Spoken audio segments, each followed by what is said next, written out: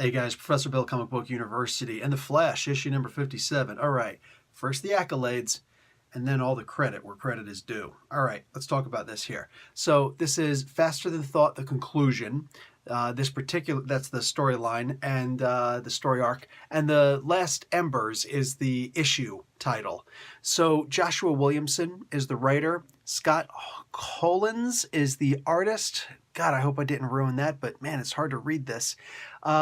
Luis Guerrero is on colors, and Stephen Wands is on letters. Dan Mora did the cover.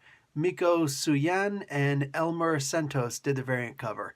Okay, so a whole bunch of different observations about this comic book. One, you notice that Heatwave seems to have the same origin story as Batman. Why have I never noticed that before?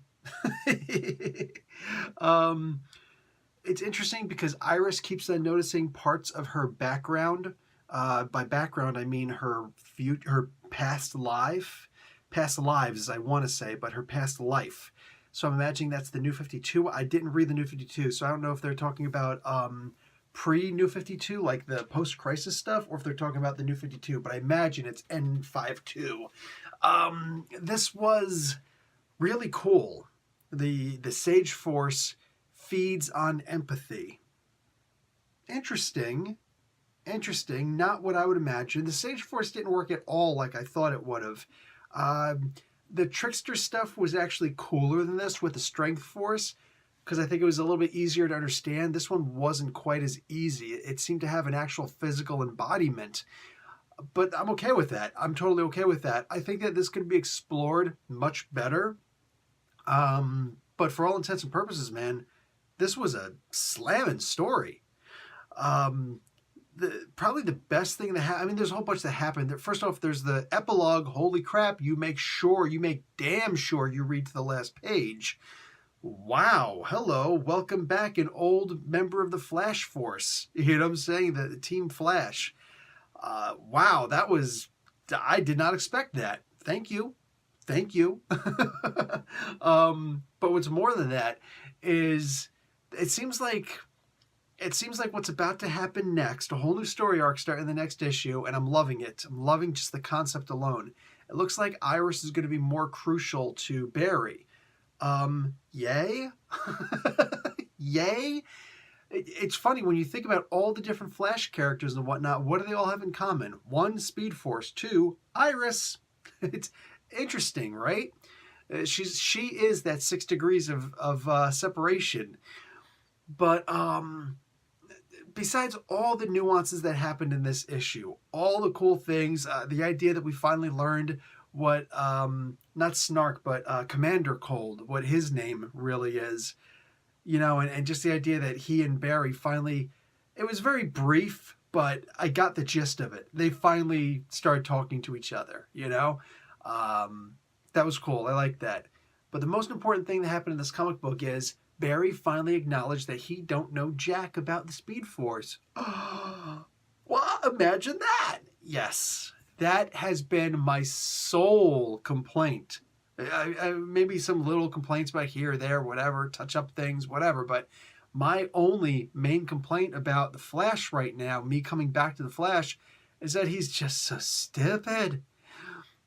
It's one thing to be ignorant, but stupid is not realizing just how dumb you really are. You get it? Just how uninformed or just how misinformed you may be. There is a difference. Pronouns, pal. Excuse me, prefixes, I should say. Yeah, man, it's one thing to not know something.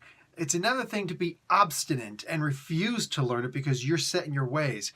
But to be so dumb that you don't realize just how little you really know, that is a whole different level of uneducated, misinformed, just in layman's terms, stupid. And that's pretty much how the Flash, Barry Allen, has been displayed to me lately. So having him finally say, you know what, I don't know enough of what's going on. I'm going to renew my search for the forces, but one of those forces should that he's searching for be the Speed Force. He should try and figure out exactly what the frag is going on here, because yeah, it's kind of crucial to him being a true hero, you know? So I dug this. This is probably one of my favorite issues. And go figure, I decided to go digital, right? Um, in my opinion, it's not worth going back and buying it, buying the physical copy since I already got the digital copy. It's not worth buying twice. I've come across comic books where I'm of the opinion it's okay for me to buy two of them because, you know, um, that's always the thing about buying digital. You never know if you're going to turn around and say, you know what, fine, I wanted a physical copy, and you don't exactly get credit for it. It's an entirely new, equal priced purchase. Oh well, it is what it is. Um, the only thing is now you just have that much less storage, but that's the thickness of a comic with the board. But yeah, when push comes to shove, man, this was a really, really great issue. I love that he finally acknowledged that. I love that Iris is going to be going along with him on a quest. Wow. Like I feel like this is going to be the Flash that I was meant to read. All right? Sounds pretentious, don't even care. This was a really cool issue. I dug this. All right, guys. Professor Bill, Comic Book University. Class dismissed.